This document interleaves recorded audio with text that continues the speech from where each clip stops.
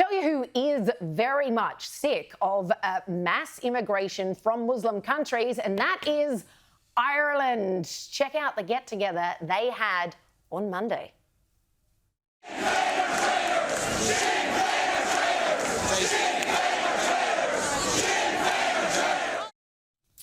They're talking about the ruling party in Ireland, saying they're traitors, and indeed they are if you're Irish and you've seen what's happened to your country over the last 3 years. Here's GB News, which was the only media outlet in the UK to cover this massive demonstration. It is overflowing, according to the population here. They're saying no more immigration, we can't take any more. And this has been going on for years and years, but over the last 2 years, I've been very much covering it. And I have seen the council houses, the waiting lists.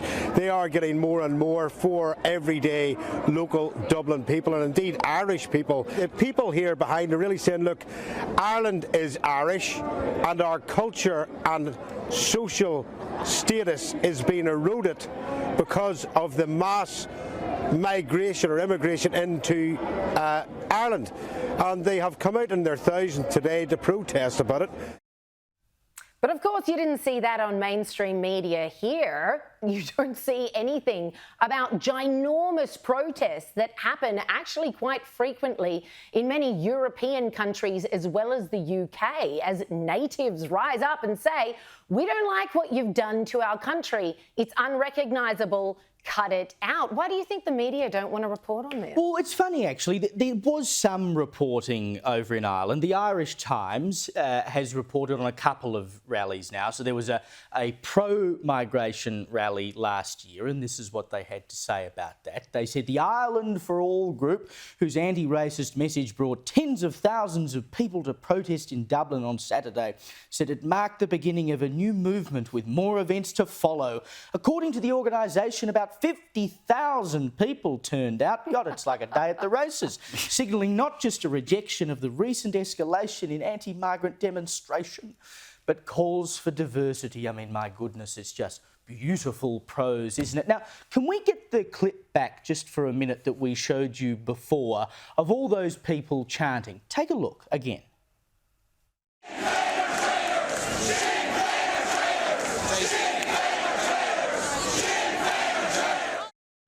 Well, this is how the Irish Times reported on that. They said several hundred people marched through Dublin City on Monday in a rally organised by anti-immigration campaigners. I mean, several hundred Just people. a handful, really? Several hundred times by 100, maybe. Pull the other one, seriously. And this is what so upsets people, because they know that the political class, the media, are not only not listening, but they demonise them every chance. By the way, I should point out there was another protest in Ireland at the weekend that was quite massive. It was a pro-life protest, and that got almost zero media as well, because that's another one of those narratives that must not be allowed to be expressed.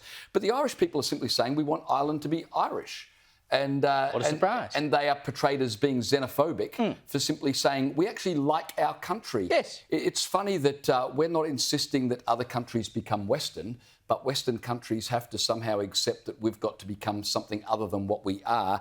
And as Mark Stein points out in his brilliant book, After America, where he talks about demography is destiny, it is. He simply asks the question, can America still be America but with different people? No. Of course, the answer is no. And that's all the local people in Ireland are saying, and the media demonise them. And yet we are seeing it happen across the West relentlessly, and the media won't report on it, and the government will keep doing what it's doing. We're seeing it happen here on a smaller scale here in Australia, but it's slowly but surely. And it's the same here. Aussies are a lot more chill, but if they were honest, I think they too. And what really gets me about all this anti-white sentiment that's being sown into our young people, and whites are always the bad guys and they're colonisers and all the rest of it, we are the minority on the planet. If you're watching today and you are white, you and me make up less than 10% of the world's population. That's a fact. Schmoogle it. And so this idea that we're just the worst kind of people, we oppress everybody else, and therefore immigrants from anywhere whatever culture, whatever creed, should be welcomed into the West and nothing's going to change.